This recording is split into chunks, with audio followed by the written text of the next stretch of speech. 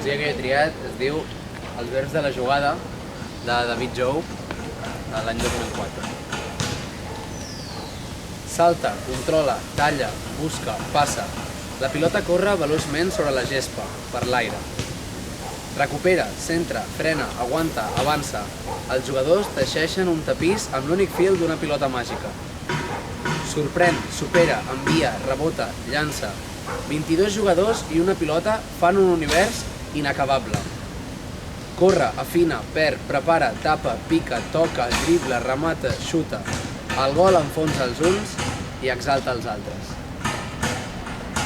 He triat aquest poema perquè aquí era quan jo venia quasi cada dia a jugar amb el meu avi i amb els meus cosins, i just aquí jugàvem a futbol, fèiem carreres i jugàvem, el meu avi jugava aquí un joc que era veure qui xutava la pilota més amunt. Llavors això, clar, quan ets petit, potser no mires tant el significat d'una escultura i potser no mires tant el significat cultural, sinó que el primer que penses i el primer que pensava i el primer que feia quan veia aquest bou era intentar enfilar-me fins a dalt.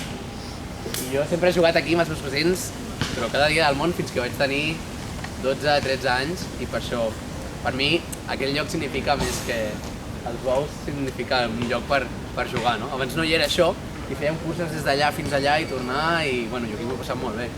I per això he escollit aquest del futbol.